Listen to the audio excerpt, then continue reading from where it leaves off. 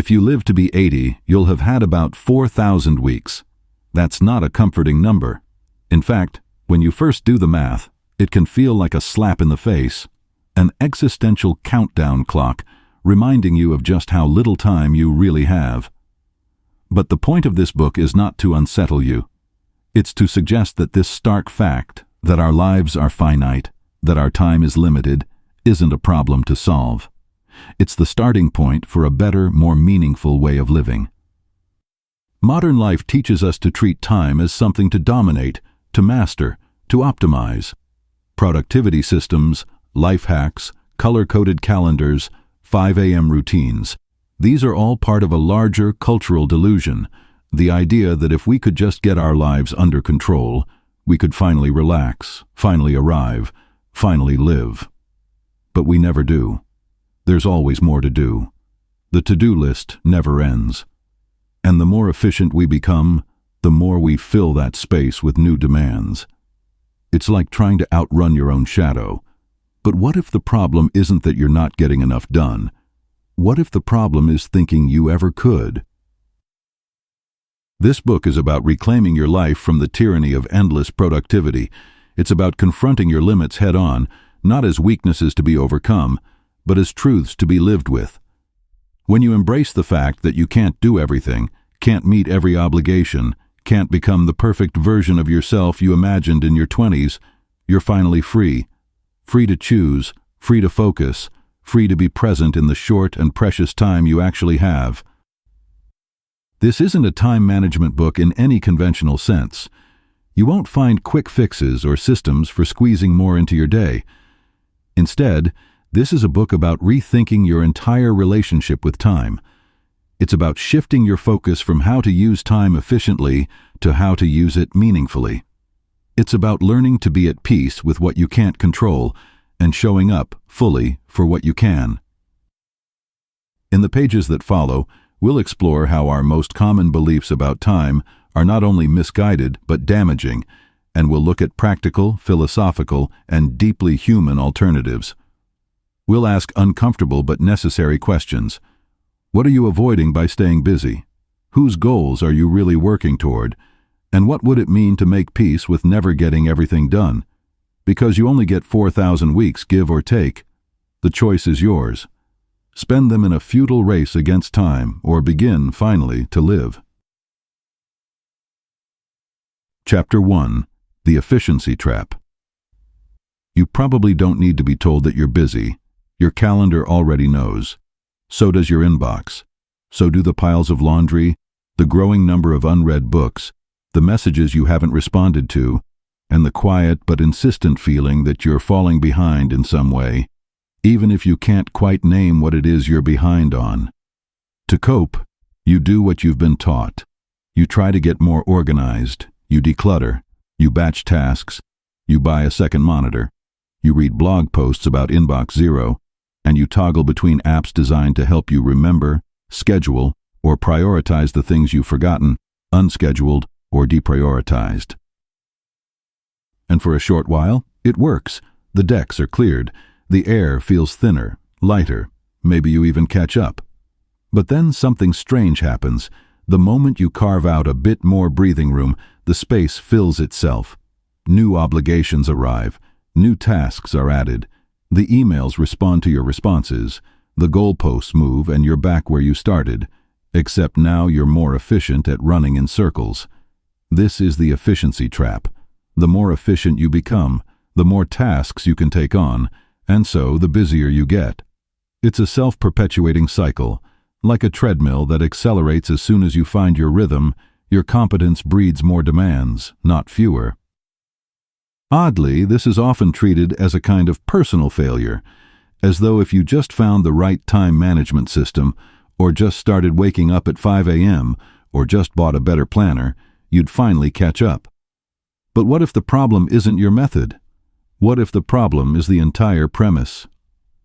Modern time management, at its core, is a delusion of control.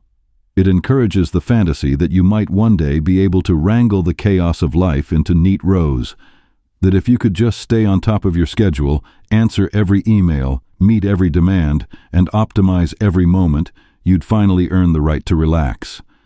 But life doesn't work that way. The irony is that many time management systems don't reduce anxiety, they deepen it. They create the illusion that you're failing at something you were never supposed to master in the first place. You were never meant to do it all. There is no version of existence where you reach a point of total completion. The inbox will always refill. The world will always make more requests than you have the hours to satisfy. There is no arrival. To fully appreciate the implications of this, consider a truth that's so obvious it's easy to ignore. You will never get everything done, ever, not even close. No productivity guru, no app, no notebook meticulously divided into quadrants will change that. And yet, something remarkable happens when you stop trying to fight this reality and begin to accept it. You're suddenly free. Free to choose what actually matters, because you must choose. Free to stop chasing after the fantasy of total control and begin living a life that acknowledges its own limits. Free to stop doing more and start doing what counts. The philosopher Seneca once said, "It is not that we have a short time to live, but that we waste a lot of it." That may be true, but it's only half the picture. Yes, we waste time, but we also operate under the mistaken belief that if we could stop wasting it, we'd have enough. The reality is we never had enough to begin with. And once we see that clearly, we can stop treating time as a problem to be solved and start treating it as the place where life happens. So instead of asking, "How can I get everything done?" perhaps a better question is, "What is truly worth doing, given that I never will?" Chapter 2. The Limit-Embracing Life. Most of us don't like being told we can't do something, especially when it comes to time. We don't like limits. We've grown up in cultures that encourage ambition, expansion, optimization. We've absorbed the idea, often without realizing it, that we should always be striving to do more, be more, fit more in. And if we can't?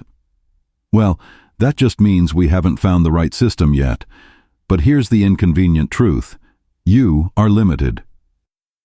Not in a motivational poster kind of way, not in the sense that you just haven't believed in yourself hard enough. I mean in the blunt, mathematical sense. You have a finite lifespan. You have limited energy, limited attention, limited control over events. There are things you'll never get to do, places you'll never visit, people you'll never become, and, crucially, you have to make choices. This isn't nihilistic. It's simply the condition of being human. And paradoxically, it's also the gateway to living a truly meaningful life. The problem isn't that we're limited. The problem is that we've been taught to view our limitations as obstacles to be overcome, rather than features of life to be embraced. Our discomfort with finitude drives most of our anxiety, our overcommitment, our habit of saying yes to everything and then resenting all of it. It fuels our addiction to productivity. It's the voice that says, "If I just try a bit harder, I can fit it all in." But you can't, and that's okay. Let's pause here for a moment to consider something radical.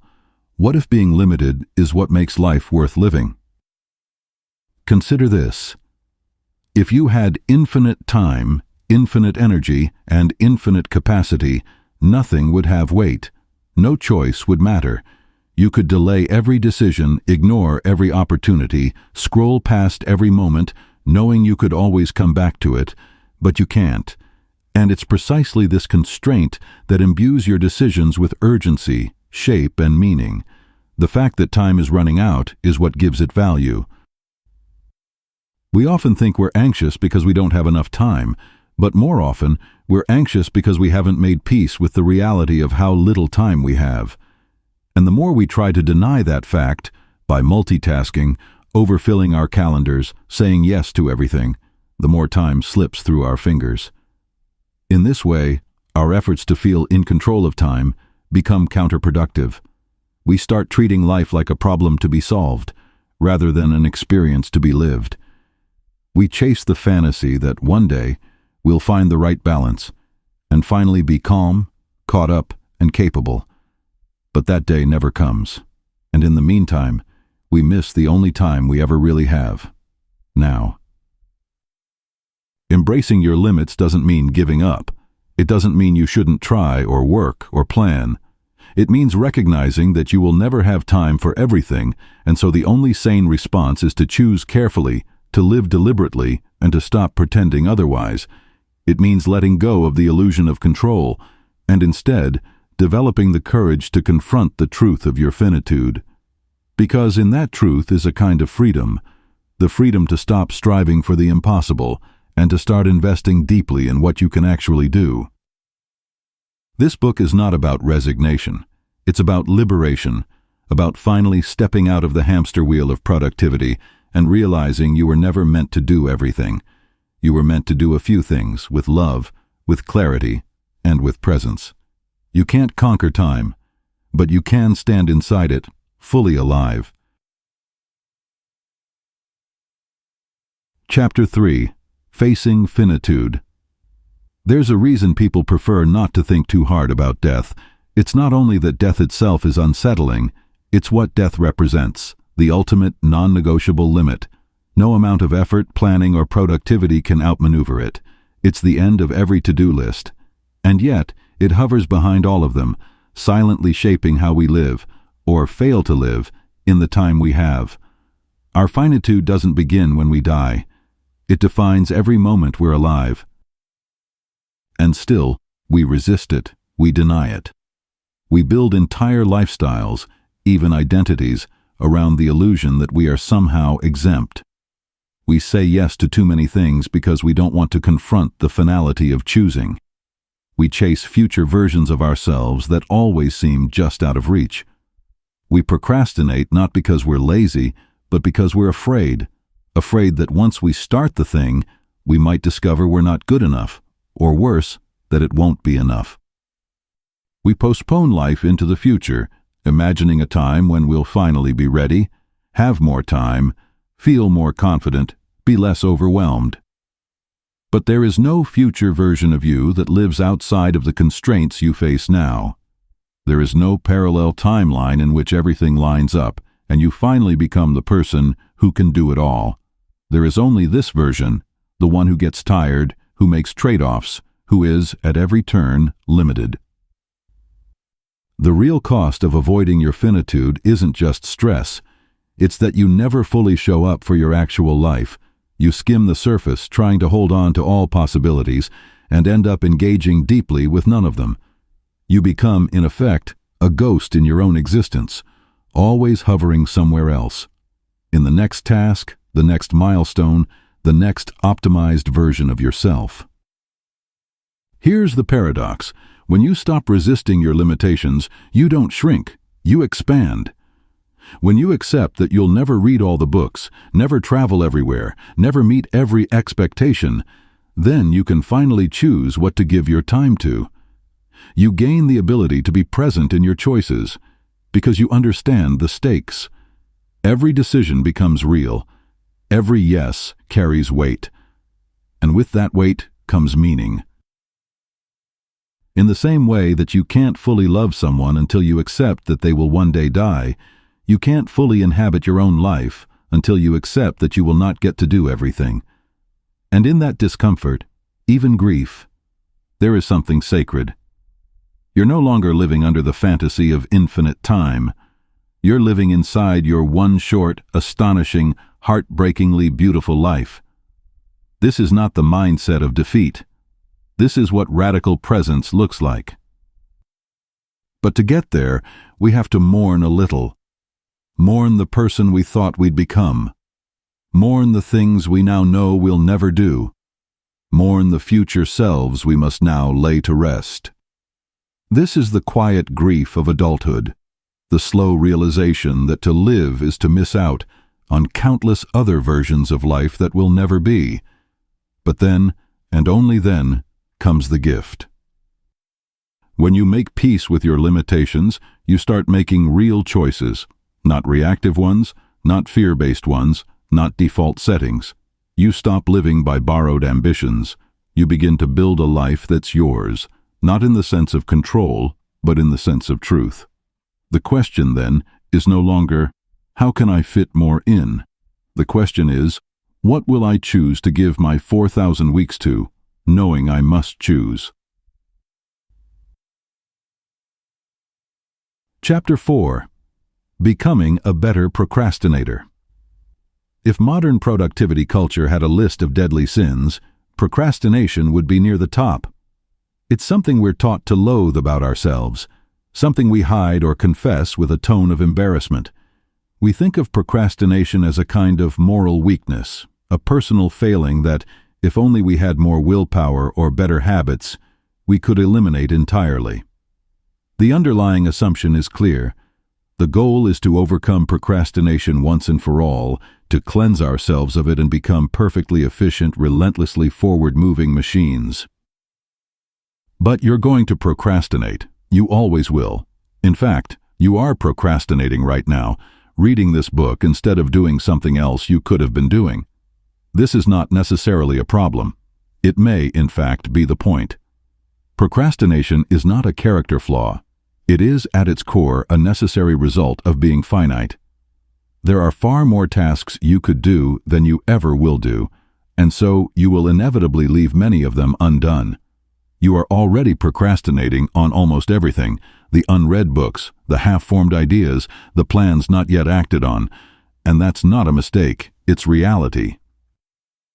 The question, then, is not how to stop procrastinating.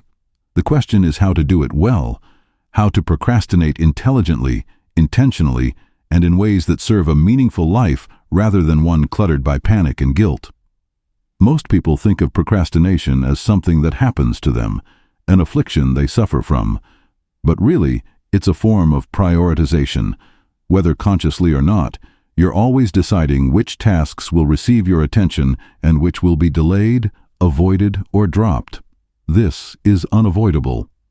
So the more honest approach is not to suppress procrastination, but to direct it, to choose what to procrastinate on with clarity and purpose.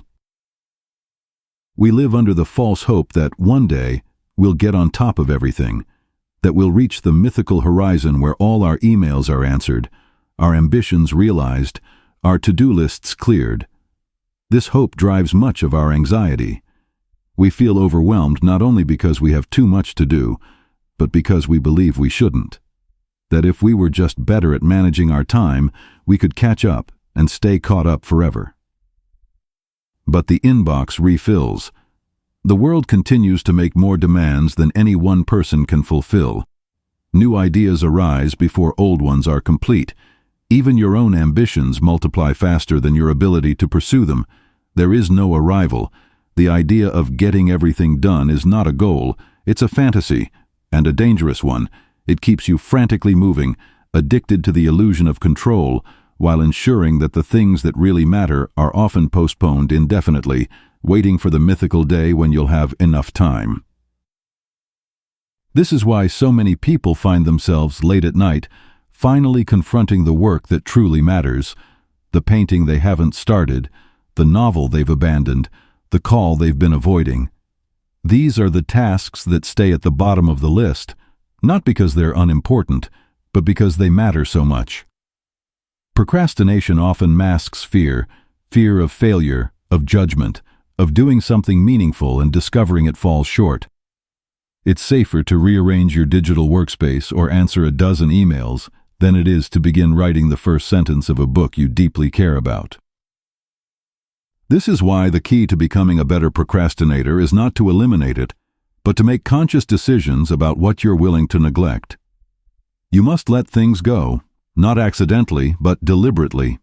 You will not get to everything. So which things are worth sacrificing? Many people recoil at this question because it feels like giving up. But the real tragedy lies in pretending you can do it all. That illusion is what leads people to spend their lives focused on the urgent rather than the important. You clear the decks every day, hoping that once all the small tasks are out of the way, you'll be free to focus on what matters. But the decks are never clear. The small tasks regenerate, and the work that calls to you remains untouched. Part of growing into your finitude is learning to say no, not just to others, but to yourself. You must disappoint people. You must let some projects languish. You must neglect certain relationships, hobbies, or ideals because you cannot fully attend to everything. It hurts, but it also clarifies. Once you accept that your time is limited, truly limited, you begin to see the difference between what is merely appealing and what is essential. There's a strange freedom in this. When you stop pretending you can do everything, you're no longer bound to do anything out of guilt, fear, or social expectation. You begin to choose based on what resonates with your values, not with the world's endless demands. You may disappoint others, but you begin to live more fully within the space of what is real and possible. There is also a strange relief in the idea that your work, your productivity, your performance, none of it matters very much in the cosmic sense.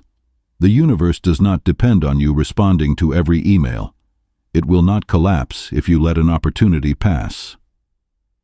This perspective, what I like to call cosmic insignificance therapy, is not depressing. It's clarifying. It reminds you that the stakes are low, even as your life remains precious. You are free to care deeply about the things that move you, not because they'll change the world, but because they're part of what it means to be you. You will never be free from procrastination, but you can be free from the shame of it. You can even harness it, use it as a compass. Often, the thing you're avoiding the most is the thing that matters the most. Instead of trying to eliminate the feeling of resistance, you can ask what it's pointing to.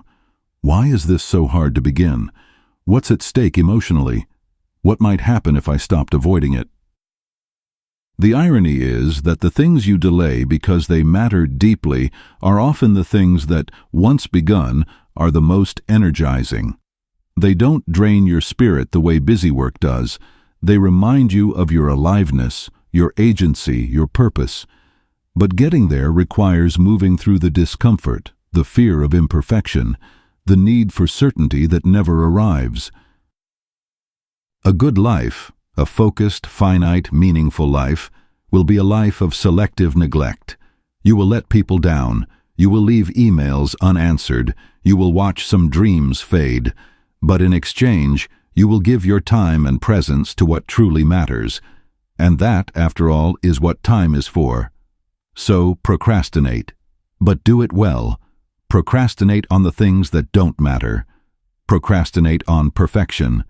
Procrastinate on impressing others. Delay the unimportant. Let the noise fall away, and in the silence that remains begin, not with certainty, not with mastery, but with the fragile, beautiful act of attention. Chapter 5. The Watermelon Problem. The watermelon problem is not a term you'll find in a time management textbook, but it captures something real. Imagine trying to carry a watermelon, or better yet, 3 of them. You can't tuck them under your arm or stash them in a pocket. You can't carry them all while opening a door or sending a text. There's no elegant way to manage a watermelon. It's awkward, cumbersome, and takes up more space than you expect. But it's also real, solid, full of weight and substance. The watermelons in our lives are the big, meaningful commitments, the ones that can't be neatly slotted into an hour on a calendar or squeezed in between meetings. They're the work that matters deeply, the relationships that demand your presence, the creative projects that take years rather than weeks.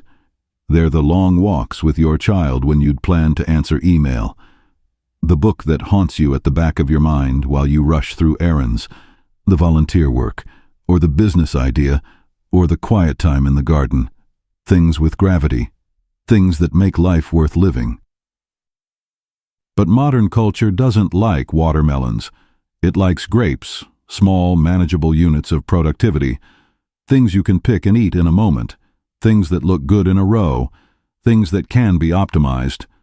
It's no accident that so many productivity systems treat life like a spreadsheet. They assume everything is measurable, sortable, scalable. There's no room in those systems for what's large, messy, and hard to carry. This is where the problem begins. You try to live a life that includes a watermelon or two, some real, deeply felt commitments, while also managing a schedule built entirely around grapes. And it doesn't work. You end up juggling, dropping things, feeling guilty.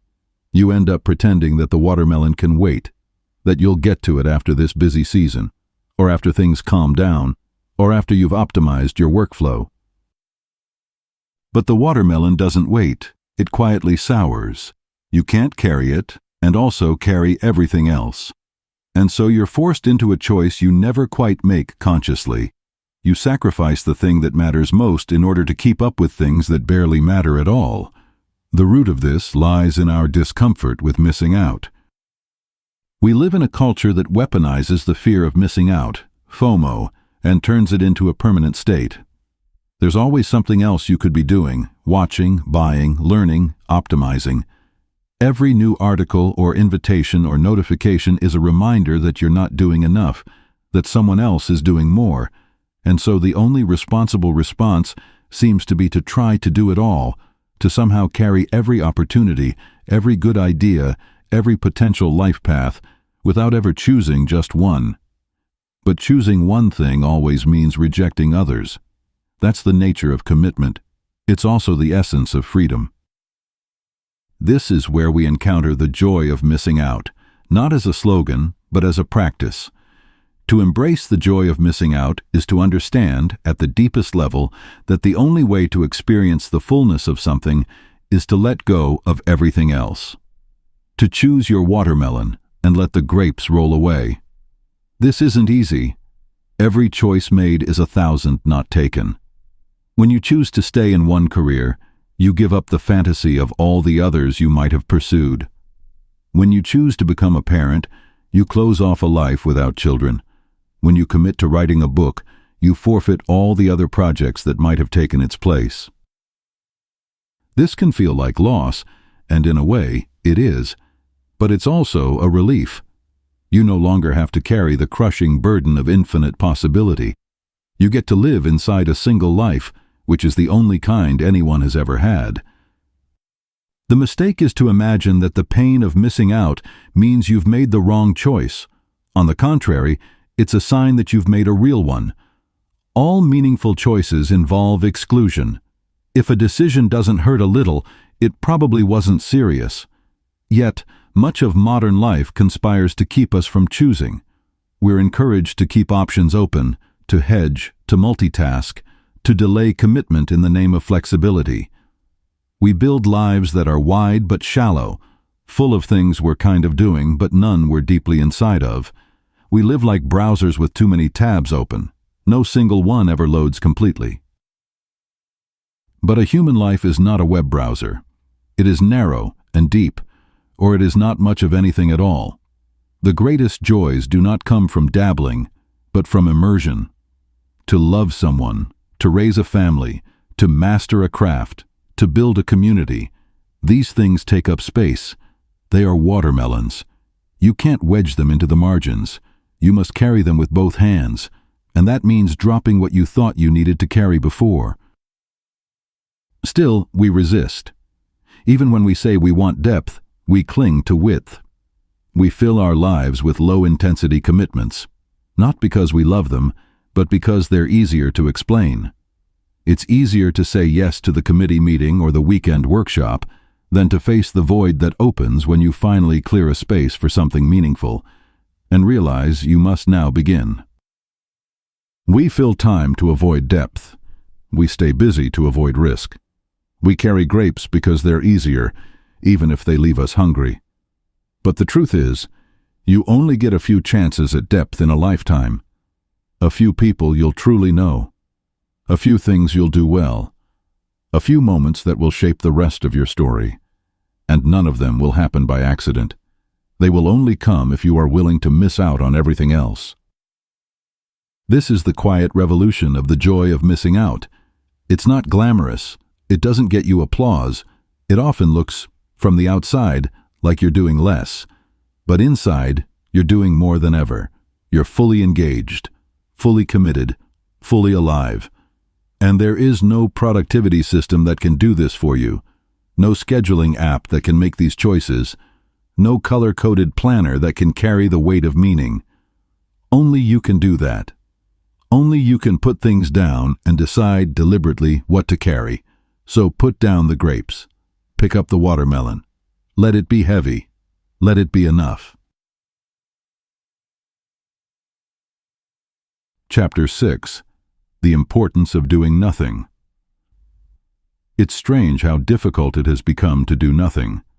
In a world constantly vibrating with notifications, streaming content, and dopamine-sized chunks of productivity, the act of doing nothing, of truly doing nothing, feels unnatural, even irresponsible.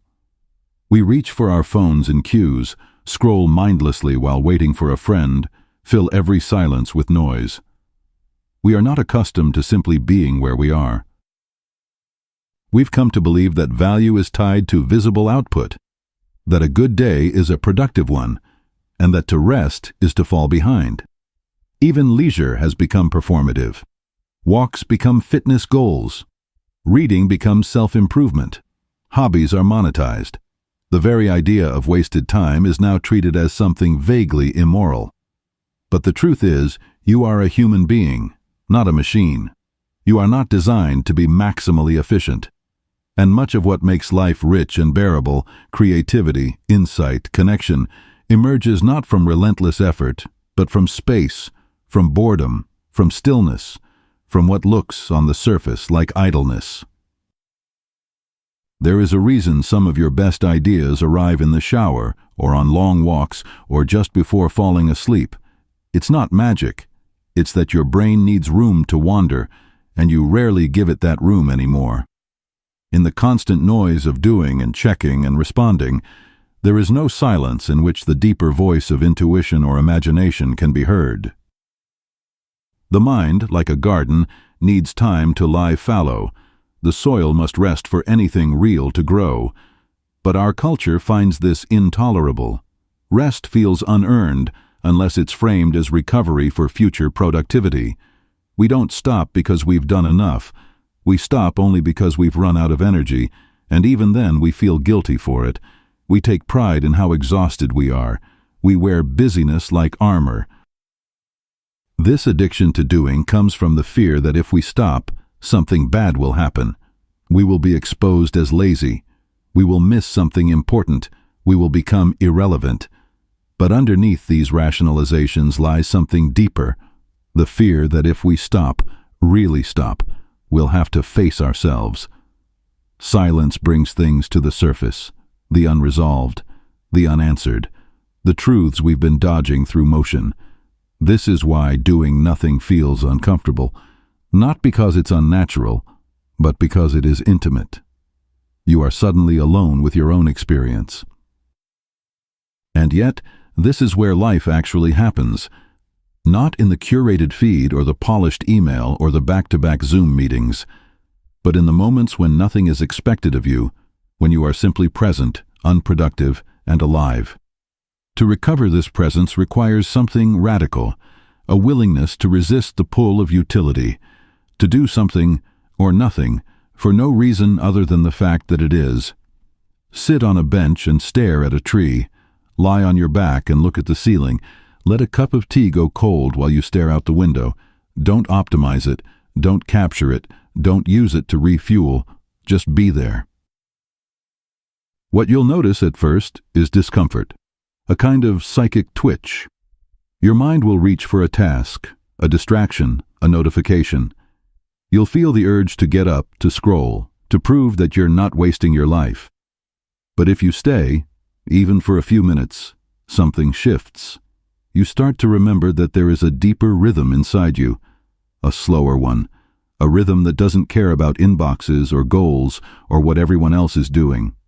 This is the rhythm of actual life, and it moves in moments, not milestones. You begin to see that not everything needs to be done, that many of your tasks are self-invented or ego-driven or designed to impress people you don't even like. You begin to see how much of your activity is noise and how silence clarifies. The idea that rest is passive is one of the great lies of the modern world. Doing nothing is not easy. It is a skill, a discipline. It is the art of stepping outside the economy of attention and reclaiming your own mind.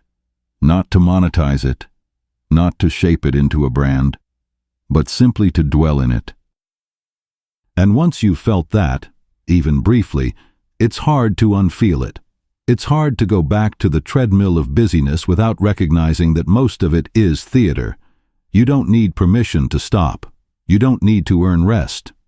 You are allowed to be a person whose worth is not measured in output. You are allowed to take up space, to waste time, to breathe and not explain yourself. The philosopher Bertrand Russell, in his famous essay In Praise of Idleness, argued that modern civilization would benefit enormously if we took leisure seriously, not just as recovery, but as a central part of a good life. And he was right. The problem is that leisure has been hijacked by the same productivity mindset it was meant to balance. Now we rest in order to return stronger. We meditate to become more efficient. We take breaks so we can grind harder. But this is not rest. It is strategy, and it keeps us stuck in the same paradigm we are trying to escape. Real rest does not serve anything else. It is not a means to an end. It is an end. It is what your body, mind, and soul require to function in a human way, not in an optimized, industrialized way, but in a gentle, finite, tender one. The human animal was never built for constant motion. There are limits baked into you. You can override them for a while, of course. You can push and hustle and burn the candle down, but the bill always arrives. It arrives as burnout, as numbness, as creative block, as illness, as disconnection. It arrives in the moments when you finally stop and realize you don't remember why you started. It arrives when your calendar is full and your spirit is empty. You don't have to wait for that. You can choose now to make space, not as a tactic, not as self-care, but as a quiet rebellion, as a way of saying, I will not let the world decide what my time is for. I will not reduce myself to a task machine. I will not miss my own life because I was too busy trying to earn it. This is what doing nothing offers you, not an escape from life, but a re-entry into it. The irony is that once you do, you often find yourself more creative, more focused, more awake. But that is not the point. The point is to remember what it feels like to exist without needing to justify that existence, to walk slowly, to look closely, to live gently, and to know in your bones that this right here, this moment of unproductive presence, is not a detour. It is the destination. Chapter 7. Rediscovering Rest. There was a time when rest wasn't something you had to earn. It was simply part of life, a natural rhythm. The sun went down, and so did you.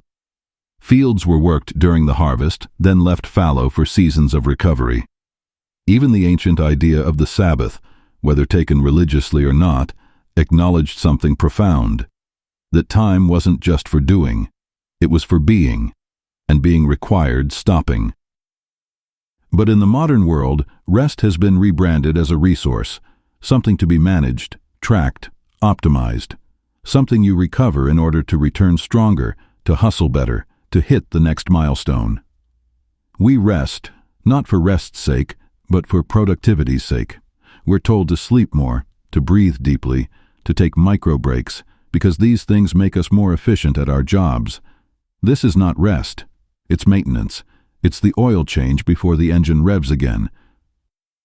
True rest has become almost subversive. It doesn't make you richer. It doesn't impress your manager. It won't get you followers. And it asks you to stop, not for 5 minutes, not to recharge, but to stop without purpose or performance. To stop because you are human and finite, because you are not a machine, because stopping is part of being alive.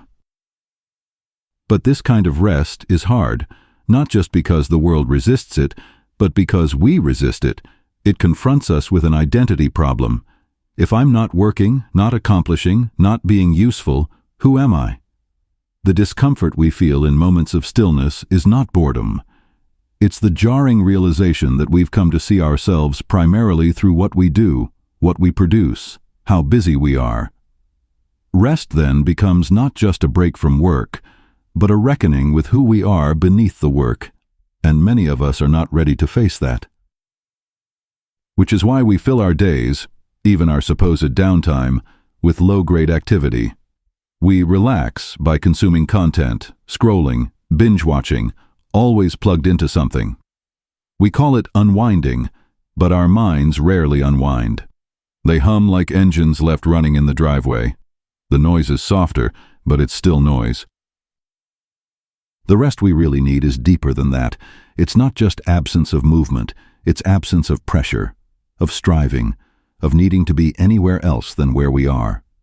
It's the moment you sit by a window and realize you don't need to check your phone. The hour you lie in the grass and let your thoughts wander with no intention of corralling them. The walk you take without measuring your steps or logging your pace. It is useless, and that is its gift. There's a kind of trust required to rest like this. A trust that the world will not collapse without you. That your worth will not diminish in the hours you do nothing useful. That life can still hold you even when you're not holding everything up. This trust is not easily cultivated in a society that prizes the illusion of control. You're supposed to be the master of your fate, the architect of your time. You're supposed to manage your hours like a CEO manages assets, efficiently, profitably, with measurable outcomes. But what happens when time stops behaving? When plans fall apart, when energy disappears, when your mind goes soft with fatigue and your body simply refuses to cooperate? In those moments, you are not failing. You are being reminded of the terms of your existence. You are not here to keep pace with a machine. You are here to live a life, and lives have seasons. Some are active, some are still. Some are harvest, some are fallow. Some are for pushing forward, and some are for letting go. Rest is not a disruption of the plan, it is the plan, or at least part of it, built into the design. One of the cruelties of modern time culture is that it has turned exhaustion into a badge of honor. We admire the burned-out executive, the sleep-deprived founder, the always-on parent. We tell ourselves these sacrifices are temporary, that rest will come later, when things calm down, when we finally catch up. But later never arrives. The work expands, the pace accelerates. The promise of rest becomes another task deferred. To rest meaningfully, we have to stop waiting for permission. We have to declare, unilaterally, that we will rest now, even if our inbox isn't empty, even if someone else is disappointed, even if the voice in our head says we haven't done enough yet. We have to begin treating rest not as an escape from reality, but as a return to it. There's something ancient and sacred in the act of stepping back. Call it Sabbath, or stillness, or retreat. It is a way of aligning yourself again with the truth of your limits. It reminds you that time is not something you own. You are immersed in it, carried by it. You do not control it, and that's okay. When you rest, you're not falling behind. You're falling back into rhythm. You're rejoining the pulse of life, a pulse that has room for slowness, for softness, for simply being. There's a reason the best moments of our lives so often happen in the in-between. The late afternoon sun drifting through a window. The long, aimless talk with a friend. The walk taken with no destination. These are not breaks from real life. They are real life. Everything else, the busyness, the ambition, the performance, is scaffolding. And if you never stop, you never touch the life beneath it. But to rediscover rest is not just a private act, it is also a quiet kind of rebellion. In a world that tells you to be useful, you become still. In a system that demands your attention, you withdraw it. In a culture that monetizes your every waking moment, you spend your time in ways that generate no value except to your soul. This rebellion is not loud. It doesn't require protest signs or manifestos. It can begin in the smallest of refusals, turning off your phone, saying no to one more project, taking a nap on a Tuesday, trusting that the world will continue without your constant vigilance, and trusting that you will not vanish in the stillness. You will become more yourself. Rest is not absence. It is presence, undistracted, unhurried, unapologetic. It is the spaciousness in which real life grows. You do not have to wait until the end of your to-do list to rest. You do not have to earn the right to exist. You are allowed to be tired. You are allowed to stop. You are allowed to be, not because it makes you more productive, but because you are here. Because this is your life, and it does not need to be proven. It only needs to be lived. Chapter 8. We never really have time. You never really feel like you have time, not in the way you're told you should, not in the sense of relaxed abundance, of days wide open and hours stretching out before you like an empty highway. Most of the time, you're moving fast, trying to get through things, trying to squeeze in something else. Your relationship with time feels more like a chase than a possession. It's always out ahead, just slightly beyond your reach. And whenever you try to catch up, by getting things under control, clearing the inbox, rearranging the calendar, it only seems to slip further away. The idea that we have time is deeply embedded in how we talk, how we plan, how we live. We speak of making time, spending time, saving time, as though time were a commodity, something you could put in a drawer and pull out later, something you could own. But you don't really have time, not in any reliable or useful sense. You can't store it. You can't accumulate it. You can't hold it in your hands and decide what to do with it later. Time moves, whether you're ready or not, and it's always moving through you. The sense that time is something you lack, that you're always running out, isn't a scheduling problem. It's an existential one. It comes from a deeper discomfort with what time actually is, which is to say, life. Your life is made of time. That's not metaphor. It's literal. Time isn't something happening around you. It is you. You are a finite creature, unfolding moment by moment. The ticking clock isn't counting down to some other thing. It is the thing. And yet most of us live as if the real living will begin later, after we get on top of things, after we fix ourselves, after we've earned enough, done enough, figured it all out. Until then, we defer our presence. We treat now as a rehearsal, as a preparatory stage, as something to be endured or optimized or traded in for some better moment that we imagine is coming. But that better moment never comes, not in the way we expect, because the future is a story. It's not a place you'll ever live. You're always living now. The idea that one day you'll be less busy, more fulfilled, fully present, it's a fantasy that postpones the only time that ever truly exists. It's easy to forget this. Modern life is built on the illusion of deferral. Everything is later, fulfillment is later, rest is later, happiness is later. We build entire lives around strategies for eventual peace, and then discover that we've forgotten how to actually live when the opportunity arrives. We've rehearsed so long that we never perform. We've spent so much time waiting for the right moment that we've missed the only moments we ever had.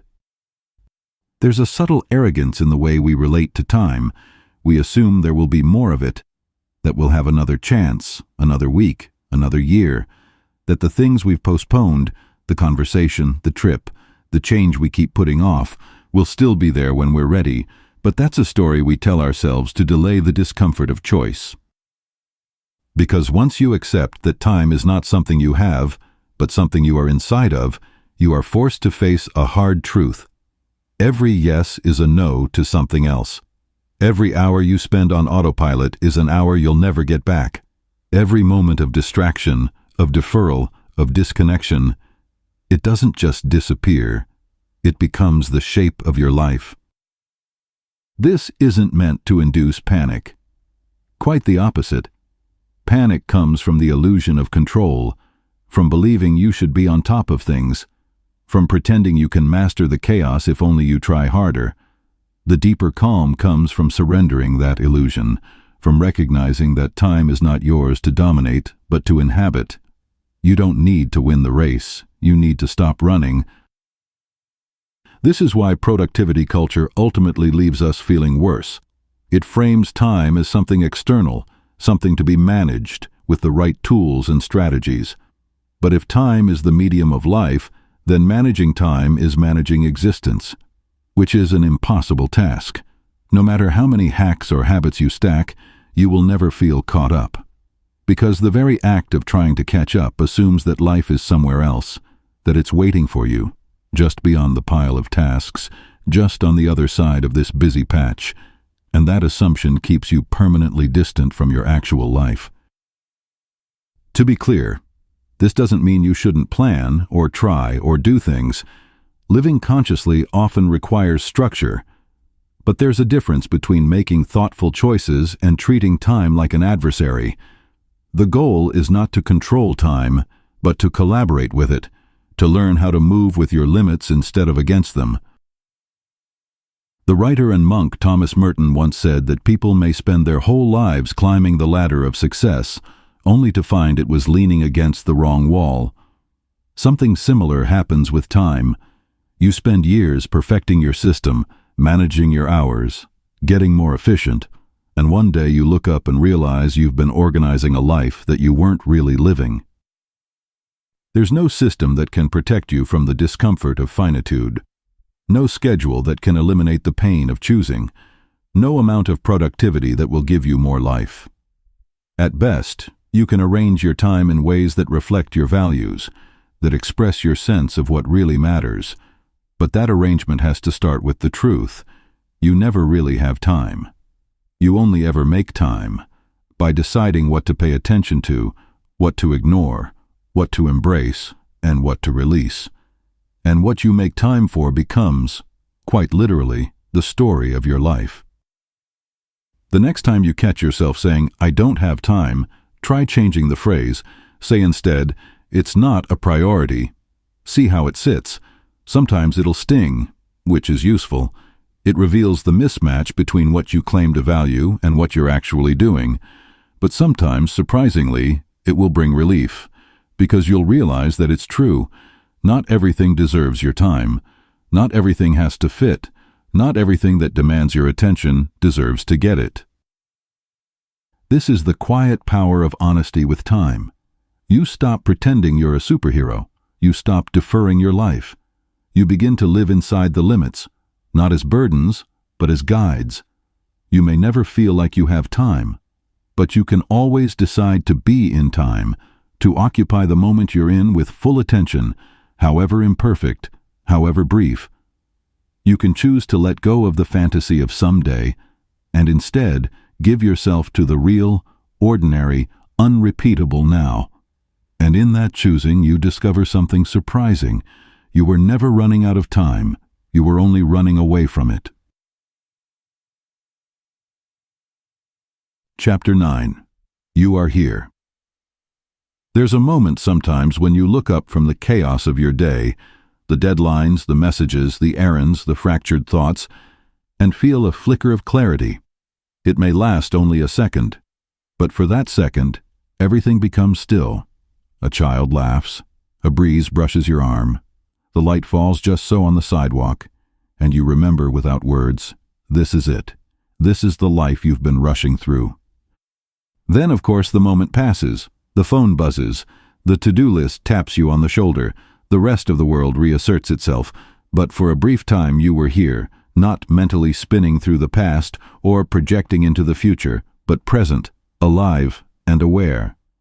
This presence is more fragile than we realize. It doesn't come naturally in a world designed to disrupt it. You live in a society built to fracture attention, a culture that profits every time you become distracted, every time your awareness is pulled from the moment you're into a screen, a notification, a phantom elsewhere. The result is a strange kind of disembodiment. You go through your days slightly beside yourself, half here, half somewhere else, thinking of the next thing while doing this one, writing an email while listening to a podcast, watching a sunset while framing it for Instagram. Even in rest, even in joy, even in grief, there's a layer of removal, a buffer of analysis, comparison, or anticipation. You're rarely fully in your life. You're skimming it, commentating on it, trying to control it from a distance. But presence is not a bonus feature of life. It is life.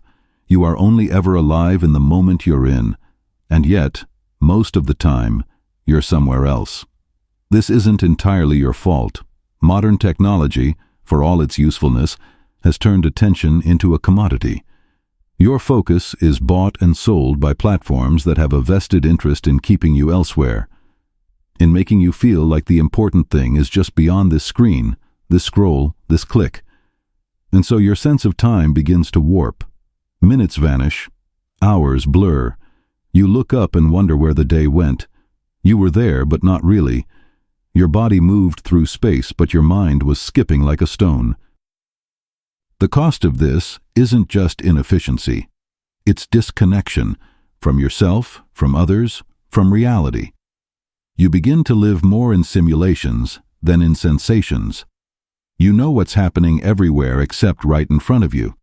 To reverse this is not easy. It requires a conscious act of resistance, not against technology per se, but against the idea that you should always be somewhere else, that you should be doing more, knowing more, controlling more. Presence demands that you release that grasping, that you let go of the fantasy that life is happening later, or better, or elsewhere. This letting go is what mindfulness, at its core, is really about. Not a wellness technique or a performance booster, but a quiet commitment to being where you are, to inhabiting your moments instead of managing them, to meeting life not from above, but from within. And it is harder than it sounds, because real presence is not always pleasant. When you arrive fully in a moment, you don't just feel the light and the breeze, you also feel the tension in your shoulders, the tightness in your chest, the quiet ache of longing or grief or uncertainty. You feel things you might rather avoid, which is why distraction becomes such an appealing anesthetic. It dulls not only boredom but pain, not only restlessness but truth.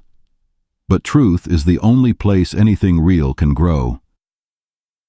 To be present, then, is an act of courage. It is choosing to stay with what is, not because it's always beautiful, but because it's yours, because it's the only thing you actually have. Your life is not made of plans, it's made of moments. And the more you spend each one trying to get to the next, the more the whole thing slips by unnoticed. We are not taught this. From a young age, we're trained to focus on what's ahead. School prepares you for college. College prepares you for a job prepares you for retirement. And all the while, real life is happening in the cracks, in the conversations, the missteps, the quiet mornings, the unremarkable afternoons, in the things you didn't plan, didn't polish, didn't document, just lived.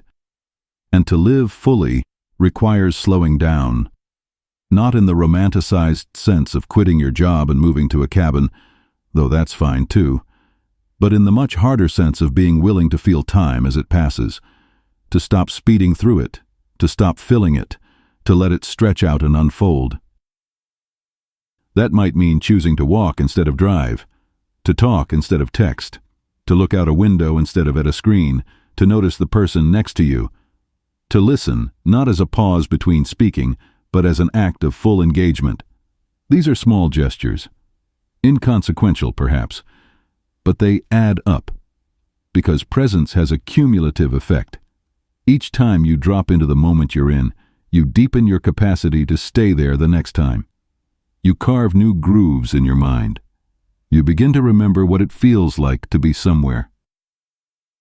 And then, gradually, things shift. Time no longer feels like it's rushing past you.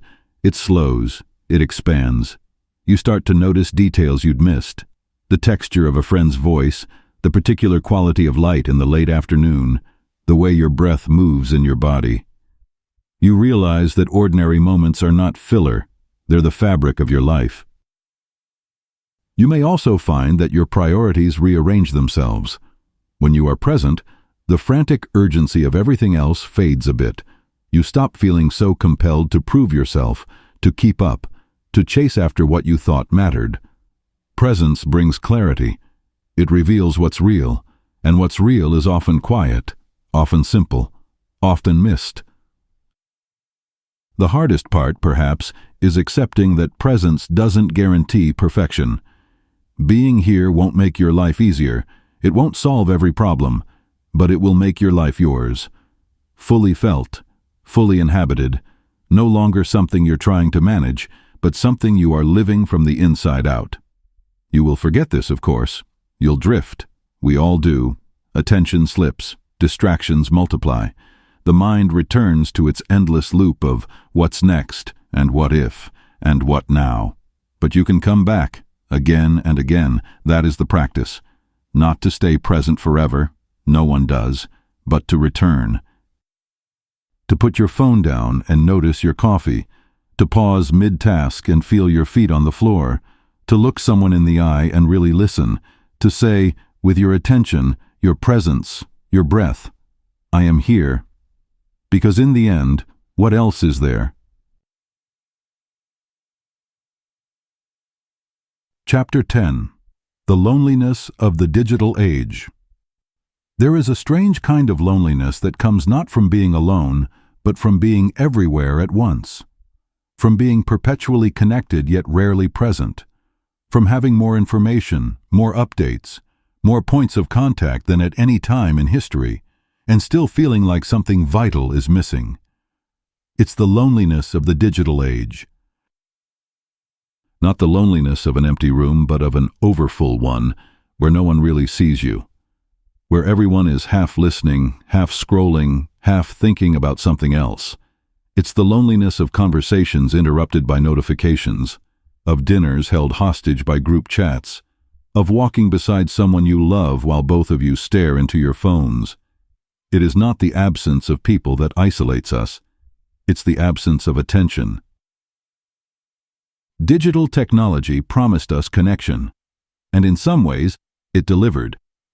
You can talk to someone across the world in real time. You can reconnect with old friends, meet new ones, find your tribe. But there's a difference between contact and connection. One is fast and frictionless. The other is slow, messy, human.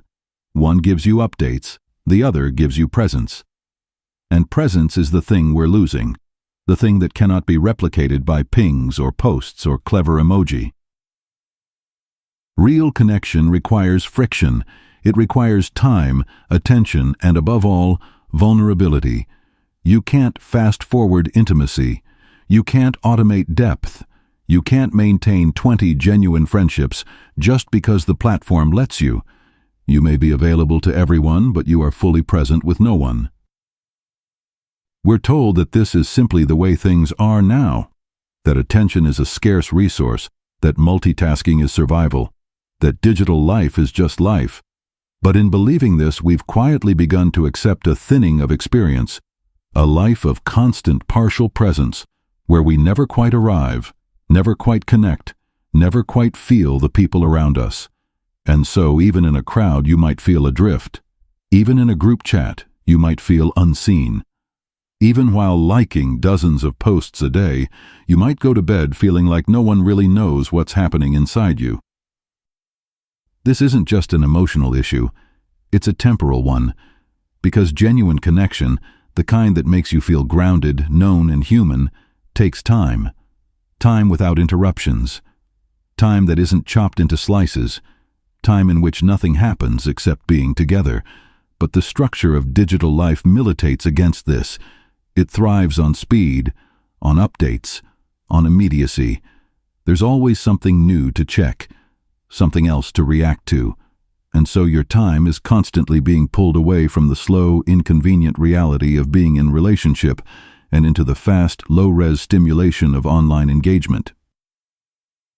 The result is that we begin to relate to others as feeds, streams of content, curated selves, avatars to scroll past. And we begin to relate to ourselves that way too. Always performing, always curating, always managing a version of ourselves designed for consumption. The more connected we are online, the more pressure we feel to be visible, to keep the performance going, to stay relevant. But visibility is not the same as intimacy, and relevance is not the same as love.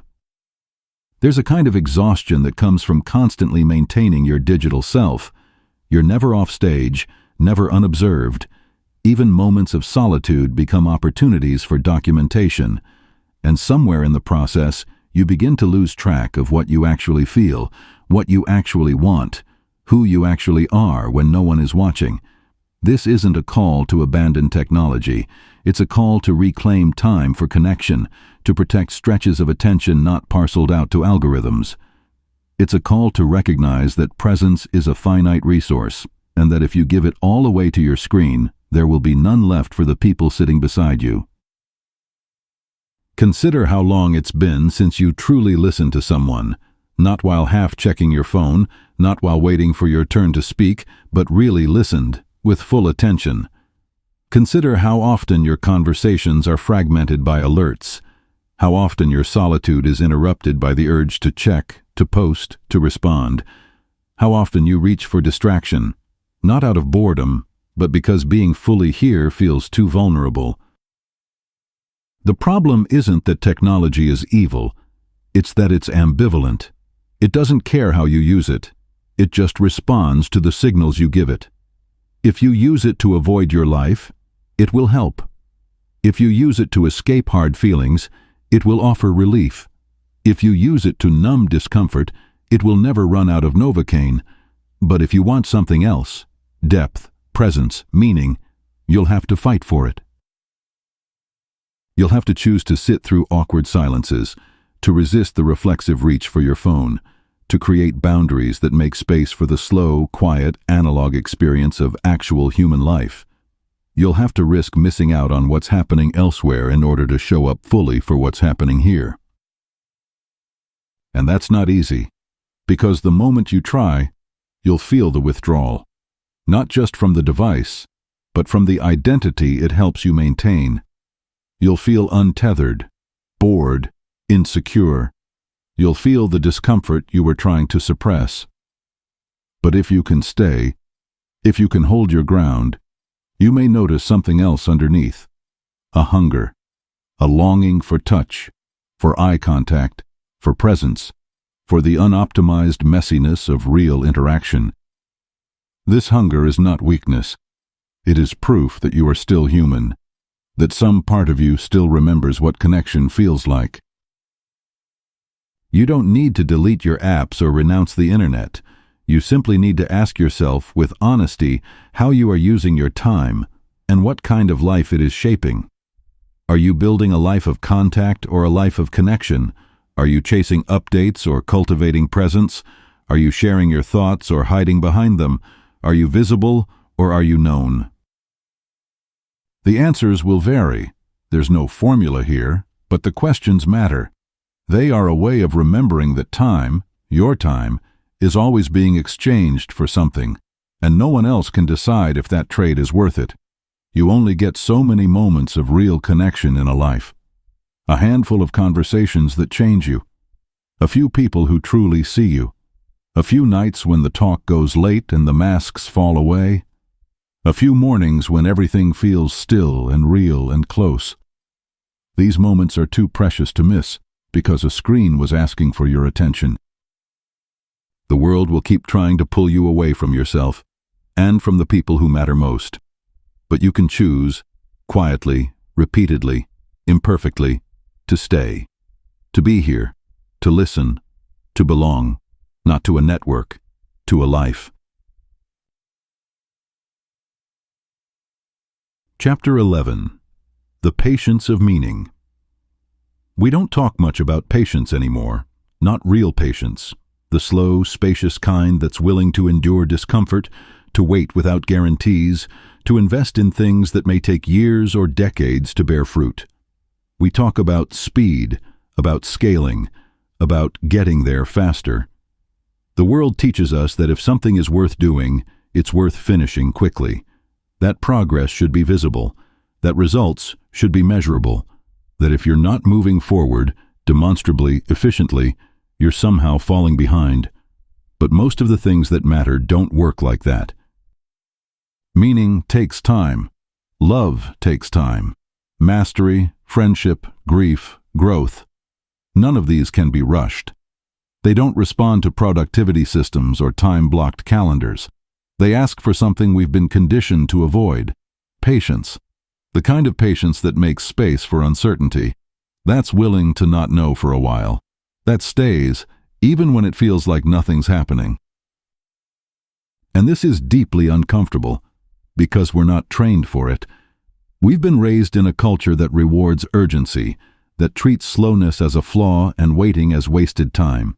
We expect answers instantly, packages overnight, replies within minutes. Our technology delivers, so we assume everything else should too. But the deepest parts of being human remain stubbornly analog. They run on ancient time. The problem is, when we forget this, we start to judge ourselves by the wrong metrics. We assume that if our work isn't producing visible results right away, it must be pointless. If a relationship hits a quiet patch, it must be broken. If we don't feel inspired or productive, we must be failing. And so we abandon things prematurely, not because they're not working, but because they're not working fast enough. We plant seeds and then dig them up the next day, wondering why they haven't sprouted. But meaning is not a harvest you can schedule. It grows in fits and starts, in seasons you don't control, and often it grows underground for a long time before you see anything at all. That's not failure. That's just how it works. To live a meaningful life, you have to resist the cultural compulsion to measure everything in short-term gains. You have to learn to sit with uncertainty, to trust slow progress, to value things that don't produce immediate results. This might mean staying with a creative project even when it feels like you're getting nowhere. It might mean staying in a relationship through a quiet or difficult period. It might mean continuing to show up, for your kids, for your work, for yourself, even when it's hard, even when there's no applause, even when you're tired of the silence. None of this will feel particularly gratifying in the moment. That's the point. Meaning doesn't always come packaged in pleasure. It often arrives disguised as boredom, repetition, or doubt. You won't always recognize it right away, but that doesn't make it less real. What we usually call patience is often just disguised presence, the willingness to be exactly where you are without rushing to escape. The willingness to stop demanding that every moment be thrilling or efficient or clearly useful. The willingness to let life unfold on its own schedule rather than yours. This kind of patience is not passive. It's not waiting around, hoping something better happens. It's active engagement with the moment you're in, even when that moment is slow or hard or confusing. It's choosing to believe that this too is part of your life, that this hour, this task, this emotion has its place in the long, mysterious arc of your story. But you'll rarely be rewarded for this, not immediately, not outwardly.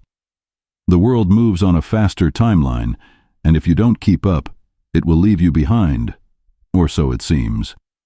But in truth, most of what looks like speed is surface-level churn.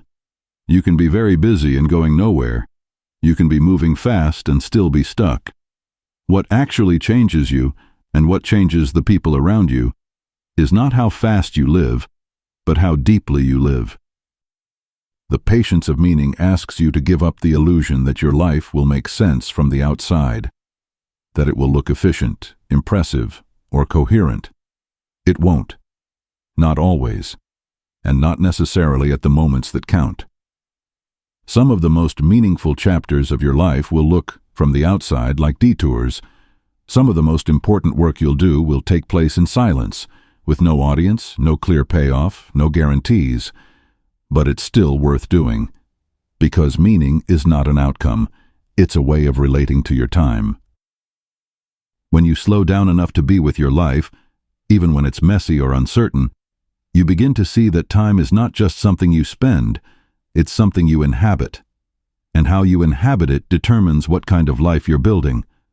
Patience is the practice of honoring that life, of respecting its pace, of refusing to force it into shapes it doesn't fit. It's trusting that you don't need to have everything figured out right now, that you can be in progress, in process, in doubt, and still be living something true. This is not easy. The world is impatient. The world wants results. The world wants you to pick a lane and move fast. But you are allowed to step out of that current. You are allowed to take your time, to figure things out slowly, to let your life unfold in ways that don't impress anyone, but feel right to you. You don't have to build a legacy. You don't have to scale. You don't have to prove anything. You are allowed to do one thing at a time, to care deeply about something no one else understands, to stay when it's tempting to run, to finish what you started, not because it will go viral, but because it matters to you. This is the patience of meaning. It's not glamorous. It won't win you productivity awards. It may even make you feel like you're falling behind. But in the end, this kind of time, slow, attentive, rooted, is the only kind that has room for a real life. And when you look back, as you will one day, it won't be the fast parts that stand out. It will be the days that felt long, the hours when you stayed, the moments when you were there, fully, patiently, imperfectly, and nothing much happened except everything. Chapter 12. Cosmic Insignificance. Therapy. There's something strangely calming about standing beneath a star-filled sky. It doesn't fix anything. It doesn't make your problems disappear. It doesn't help you finish your project or reply to your emails or resolve the tension in your relationships. But it puts everything back into proportion. It rearranges your sense of scale. You look up, and for a moment, you remember how small you are, how brief, how fleeting. And that can feel, paradoxically, like a relief. Because so much of the anxiety that haunts modern life stems from the pressure to matter, to make an impact, to leave a legacy, to be extraordinary, to build something that lasts. You are supposed to do something meaningful with your time. You are supposed to maximize your potential. You are supposed to make your mark. But what if you don't? What if nothing you do is remembered? What if your name never appears in a history book, your face never in a headline, your achievements never on a plaque? It's likely, and it's fine. This is what I call cosmic insignificance therapy, the practice of making peace with your smallness. Not as an excuse to give up, but as an invitation to let go of the impossible expectations you've placed on your time. To stop trying to outpace death, or justify your existence through constant achievement, or build a legacy as insurance against oblivion. You are one human being, on one planet, in one corner of one galaxy, in a universe that has existed for over 13 billion years and will continue long after you're gone, and yet, here you are, alive. This should be terrifying, but somehow it's not. Somehow, when you really face it, your insignificance makes everything simpler. It untangles the knots. You are no longer burdened with the responsibility of fixing the world, or becoming great, or proving your worth through accomplishments. You are free to do what you can, where you are, with what you have, not because it will be remembered, but because it is the next true thing. This perspective doesn't shrink life, it sharpens it. The pressure to matter in some grand, lasting way can become a kind of prison. You're always chasing something slightly out of reach, a version of yourself who is more impressive, more productive, more influential, and that chase pulls you away from your actual life, the one filled with dishes and errands and small kindnesses and the ordinary details no one else sees. Cosmic insignificance therapy is a way of saying, this is enough. The evening you spent listening to your friend, the time you took to help your child tie their shoes, the words you wrote that no one may read, the meal you cooked, the walk you took, the moment you truly paid attention, none of it will make history. But all of it is real. We tend to think of meaning as something we have to go out and find, something big, something rare, something outside ourselves. But meaning is not rare. It's constant. It's just small. It happens at the scale of the day-to-day. It happens in conversation, in commitment, in care. And the only thing that prevents us from seeing it is the belief that it should look like something else. We tell ourselves that we'll matter once we do something impressive. But mattering isn't a status. It's a way of being with the world. And when you stop trying to inflate your significance, you begin to notice the depth of your presence. The people around you become more vivid. The tasks in front of you become more absorbing. You stop comparing your life to some idealized version and start inhabiting it as it actually is. Flawed, fleeting, enough. This shift is uncomfortable at first. Letting go of grand narratives often feels like loss. You may feel untethered, even invisible. The story you've been telling about your future may no longer hold. But what arises in its place is something more honest, a life that doesn't need to be exceptional in order to be worthwhile. The great secret is that the people who truly change the world rarely set out to do so. They were busy living. They were doing their work, raising their families, tending their gardens, building their communities. They were paying attention. And sometimes their actions rippled outward in ways they never planned. But even if they hadn't, their lives would still have mattered, because they mattered to the people near them, because they mattered to themselves, because they were lived with attention and effort and care. This is what cosmic insignificance therapy offers you, the chance to drop the burden of being special and instead focus on being real. You are not a brand. You are not a legacy in the making. You are a person in a moment doing your best. And that is a powerful thing, because once you accept that you don't need to change the world, you become more capable of changing it in small, grounded ways that start with presence, with listening, with showing up. This is not about mediocrity. It's about humility. It's about understanding that you are already a part of something vast, not because of your resume, but because you are here, because you exist, because you get to love and grieve and laugh and try, even if it all disappears. Because it always disappears. Everything is temporary. That's what makes it so precious. The great anxiety behind all our striving is the fear of vanishing, of being forgotten, of dying and taking our unlived potential with us. But that fear dissolves when you realize that life was never about becoming something. It was always about being here, with something, with each other, with yourself, with time. And that means you can stop trying to prove your life matters. You can start living like it already does. You can stop waiting for the big moment and embrace the small ones. You can stop seeking significance and start seeking connection. You can stop trying to leave a legacy and instead leave the room better than you found it. And when you forget, which you will, look up at the stars.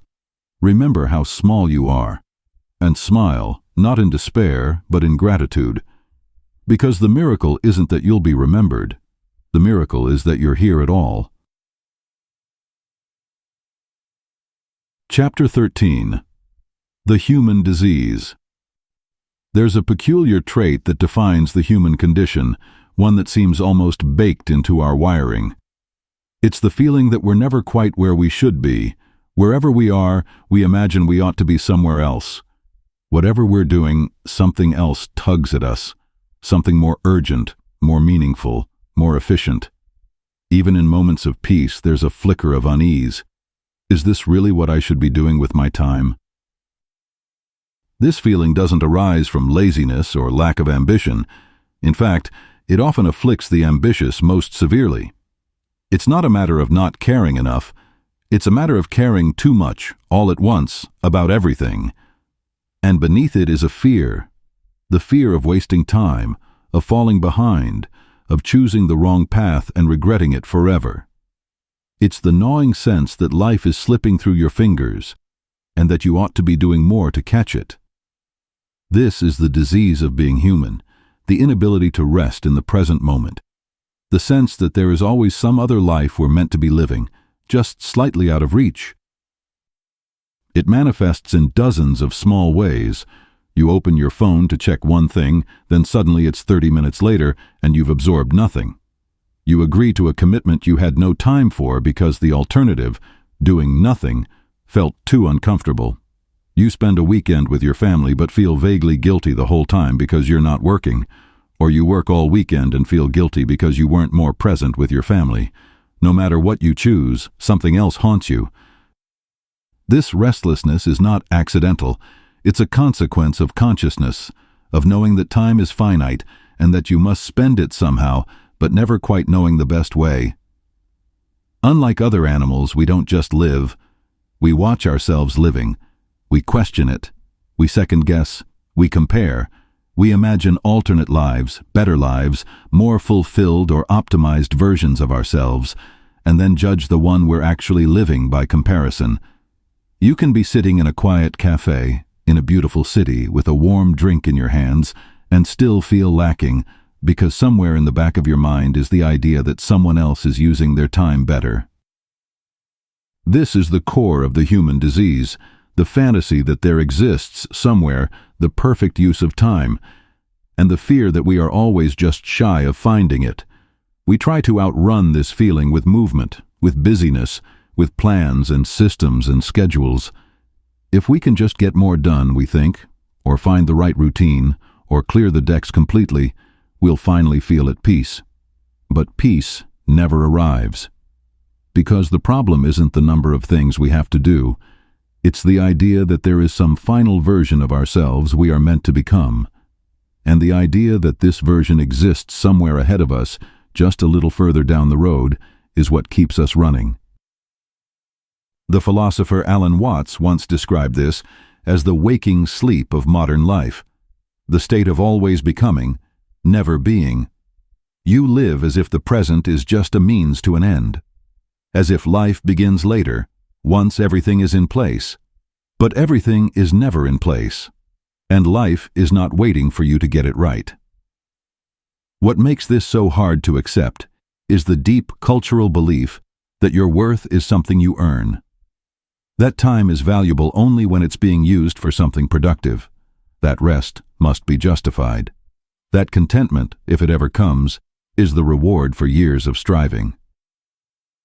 But contentment doesn't arrive when the checklist is complete. It arrives when you stop trying to transcend your life and start living inside it.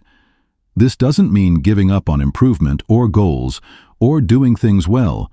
It means dropping the illusion that these things will finally make you feel complete. They won't, and they don't need to. You can feel incomplete and still live well. The cure for the human disease is not achievement. It's not getting more done. It's not figuring everything out. The cure is attention, presence, the radical act of showing up for your life as it is, without trying to swap it for a better one. This is, of course, wildly countercultural. Everything around you suggests that you're not enough, that you should be optimizing, hustling, upgrading, that your time is only well spent if it contributes to some greater version of you. But this kind of thinking never ends, because no version of you will ever be exempt from time.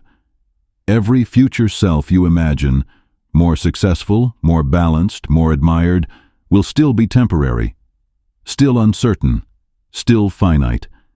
And when you finally reach that version, if you ever do, it won't feel like a final destination.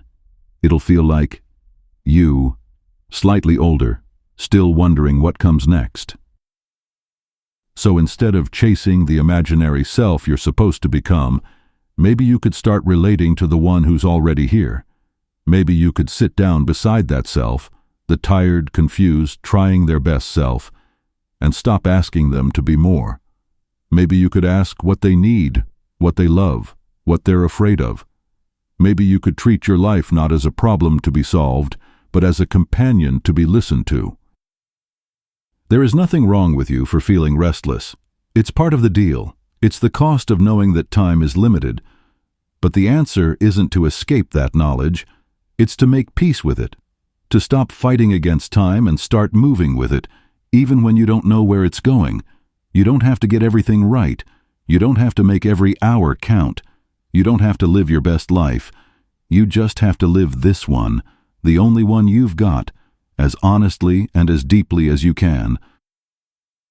Which sometimes means doing less, sometimes means slowing down, sometimes means sitting with the discomfort of being in between things or not knowing what comes next. Sometimes it means resting, not as preparation for more effort, but as a simple act of respect for your own humanity. You are not behind, you are not late, you are not failing. You are just here, in a human body, with a human mind, in a brief and beautiful and complicated life, and that is enough. It always has been. Chapter 14. Why you shouldn't try to get everything done. There's something oddly satisfying about checking things off a list. It feels like progress, control, momentum. A little hit of reassurance that you're moving forward, that you're keeping pace, that you're not falling behind in some invisible race everyone else seems to be running. And so we cling to the list. We add to it. We reorganize it. We build systems to manage it. We reward ourselves for clearing it. And if we're not careful, we begin to build our lives around it, as if the ultimate goal of existence were to get to the end of the day with nothing left outstanding. But the list never ends. It replenishes itself. The moment you clear space, more tasks rush in to fill the gap. The emails keep coming. The laundry reappears. The projects multiply. The world is not a closed system. It does not respond to your completed checklist with gratitude or closure. It simply offers more. This can feel like a personal failure, like you're doing something wrong, like you need a better app, a stricter routine, a stronger mindset. But what if the problem isn't your system? What if the problem is the very idea that you could or should get everything done? Productivity culture sells us a fantasy of completion. The idea that if you just try hard enough, work smart enough, stay disciplined enough, there will come a day when the list is empty, the inbox is zeroed, the projects are wrapped, and your calendar is finally clear. On that day, you will finally relax. You'll breathe deeply. You'll start living your real life, the one you've been postponing until everything else is finished. But that day never comes. And more than that, it's not supposed to. Because you are not a task manager. You are not a robot executing a queue. You are a person living a life. And life is not a list of things to get through. It's the space in which all those things happen. And often, it's the things that don't get crossed off that end up meaning the most. The pursuit of total completion is a form of denial, a way of refusing to accept your finitude. Because once you acknowledge that you won't get everything done, that you can't, you're forced to choose, to decide what actually matters, to let things go. And letting go is uncomfortable. It feels like failure. It feels like risk. It feels like saying no to possibilities. But it's also what makes a life. The truth is, most of us don't want an empty to-do list. We want the feeling of being in control. We want to believe that we're managing our lives well, that we're competent, that we haven't missed anything. But getting everything done is a mirage, and the chase leaves us more anxious, more scattered, more disconnected than ever. You don't need to do everything. You need to do the right things, the things only you can do, in the time you actually have. This is what it means to live with intention, not to squeeze more in, but to subtract. To refuse the idea that you must be constantly productive, to accept that you are a finite person in a world of infinite demands, and to shape your days accordingly. One of the most powerful shifts you can make is to stop measuring your day by how much you got done, and start measuring it by what you gave your attention to. Not in terms of outcomes, but in terms of presence. Did you spend your hours on things that align with your values? Were you awake to the people around you? Did you notice the details, or rush past them in a blur of urgency? These are the questions that reveal the shape of a meaningful life, not how long your task list was, but how deeply you lived in the time you had. Sometimes that means doing less, Sometimes that means disappointing people. Sometimes that means letting go of the story you were telling about what your life should look like and embracing the one you're actually in. But there's a strange relief that comes with this honesty. Once you stop trying to do everything, you free up the space to do something real, something grounded, something that connects you to your life rather than pulling you away from it. This might look unremarkable from the outside. You might not have the most streamlined calendar. You might not keep up with every message. You might miss deadlines or skip meetings or go to bed with things left undone. But maybe that's okay. Maybe what matters most isn't what you finish, but what you're willing to leave unfinished in order to focus on what matters. Because some of the most important things in life don't have checkboxes. You can't complete a relationship. You can't finish being a parent or a friend or a partner. You can't wrap up grief. You can't maximize wonder. You can't schedule joy for a time slot after all the real work is done. These things live outside the list. They don't respond to urgency. They require time that isn't measured in efficiency, but in depth. When you live by the list, you're always running a little behind. There's always a low-grade hum of guilt, of insufficiency.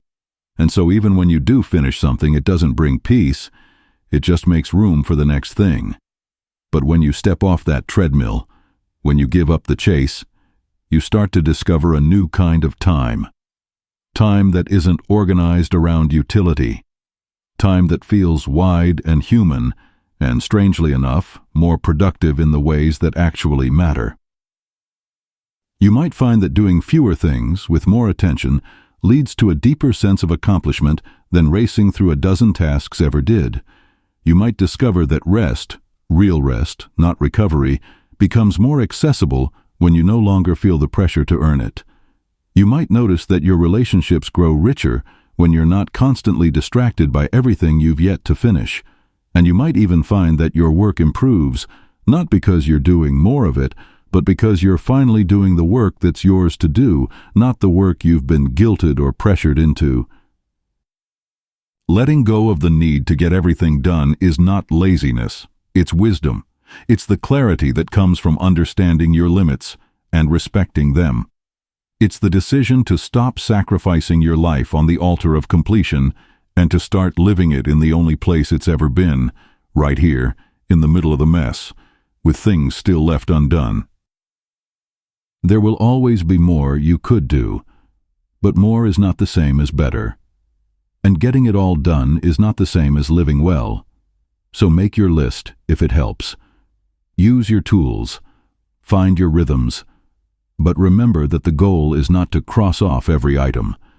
The goal is to be here, doing what you can, with what you have, and knowing that enough was never going to be everything. Chapter 15. The Case for Settling. The word settling carries a kind of quiet disgrace. It suggests compromise, disappointment, falling short. We speak of it in hushed tones, as though to settle is to give up on the life we were meant to live. The implication is that to settle is to stop striving, to stop growing, to trade in your dreams for something smaller, duller, safer. But maybe we've misunderstood what settling actually is. What if it isn't giving up but arriving? What if settling isn't the death of ambition, but the birth of depth? The decision to stop floating through 100 possibilities and instead root yourself in one real thing. To settle means, literally, to stop wandering, to make a home, to stay in one place long enough to know it deeply, and to be known by it. It's the opposite of skimming, of perpetually refreshing, of always keeping your options open. And yet, modern life rewards the opposite of settling. It celebrates motion, novelty, expansion. It tells you to stay open, stay flexible, stay on the lookout for the next thing. There's always a better job, a better partner, a better version of yourself waiting just over the horizon, if only you don't commit too soon, if only you don't close the door too early, if only you don't settle. But the refusal to settle becomes its own kind of prison. It keeps you suspended between lives, never quite choosing, never quite arriving. You dabble in everything and dwell in nothing. You chase fulfillment through endless options, but discover over and over again that the more paths you try to keep open, the less you travel any of them. And underneath it all is the fantasy that you could live multiple lives, that if you just manage your time well enough, optimize hard enough, keep your options open long enough, you can do it all. Be it all, have it all, but you can't. You're finite. You will live one life, one set of choices, one arc of years, and every time you say yes to something, you say no to countless others. This isn't failure. It's reality. To settle, then, is not a resignation. It is an acceptance of truth. It is the moment you stop living in theory and start living in practice. It's the moment you choose this job, this city, this person, this version of yourself. Not because it's perfect, but because it's real. And once you do, something remarkable happens. Depth becomes possible. The surface of life is always shinier elsewhere. There will always be a new opportunity, a fresh distraction, a more exciting version of what you already have. But the deeper layers, the ones where meaning resides, reveal themselves only over time, only after repetition, only after you've stayed. You can't form deep relationships without settling into them. You can't master a skill without staying with it through boredom and plateaus. You can't experience the fullness of place or commitment or vocation without first saying, "This is enough." Not because it contains everything, but because it contains something. Something that, if tended to, if watered, if returned to, will grow into more than you could have expected. But first, you have to stop scanning the horizon for something better. Of course, settling is not always right. There are moments when movement is necessary, when leaving, quitting, changing course is the truest thing you can do. But the deeper danger in the modern world is not that we settle too soon. It's that we never settle at all. We confuse freedom with indecision. We think that more choice means more life. But too much freedom becomes weightless. It leaves us drifting, untethered, always trying to keep everything possible but never experiencing what's real. Real life is not possible life. It is actual life. It is not what you might do someday if circumstances allow. It is what you are doing or not doing right now. To settle is to stop trying to hold every possibility and finally pick up something solid, something that can hold you back. And holding back is not the same as holding you down. In fact, the more rooted you become, the more you can grow. The more committed you are to something specific, the more freedom you find within it. The freedom to go deeper, to understand more, to care more. This is not narrowing. This is becoming. The danger of a life spent avoiding settling is not just that it's exhausting, it's that it becomes invisible. You become a ghost in your own story. Always planning, never planting. Always preparing, never practicing. To settle is to choose a story, and then to live it, fully, messily, without constantly looking over your shoulder. It will not be perfect. It will be incomplete. There will be regrets. But every story has that. Every life is partial. You don't escape limitation by avoiding commitment. You just delay the experience of being human. You will always miss out on something. That's not a problem. That's the condition of being alive. And once you accept that, settling becomes a kind of wisdom, a way of saying, I know I can't have everything, so I'll give everything I have to this path, to this person, to this community, to this version of myself, not because it's the best version, but because it's the one that's here. Settling is not the end of becoming. It's the beginning of real belonging. It's the moment you realize that fulfillment doesn't come from maximizing your options. It comes from being with the options you've chosen. And in that being, meaning starts to bloom. Quietly, slowly, deeply, as it always has. Epilogue. This very moment. So here you are, not at the end of your tasks, not at the bottom of your inbox, not finally caught up or perfectly optimized or in complete control of your time. Just here, in the middle of your life. It's not all sorted. There are still loose threads, unfinished things, messages you meant to respond to, questions you don't know how to answer. There's a version of you thought you'd be by now, and a version of life that hasn't quite materialized. But maybe that's not a problem. Maybe this is it. Not the rehearsal, not the waiting room, not the warm-up, but the life you were always meant to live. Messy, limited, beautiful, finite, fleeting, fully real. 4,000 weeks, more or less. That's all you get. The point was never to conquer time. It was never to use it well in some final, moralistic sense. The point was never to do everything, to become everything, to unlock the perfect routine. The point is simply to live. To be awake for the time you do have. To feel the air on your skin and the passing of the seasons and the softness of a hand in yours. To know that you were here, and that being here, with your limitations, your longing, your failed mornings and full afternoons, was enough. The point is to stop waiting for permission to rest, to stop treating life like a list, to stop reaching for a perfect someday and begin inhabiting the one, imperfect now. And yes, the clock is ticking. It always has been, but maybe that's not a threat. Maybe it's an invitation. An invitation to stop postponing presence, to stop outsourcing your attention, to stop waiting until you're ready. You are ready. You always were. Because meaning was never going to arrive in a future where you'd finally caught up. It was always waiting, patiently, right here, in the middle of your limited, miraculous 4,000 weeks.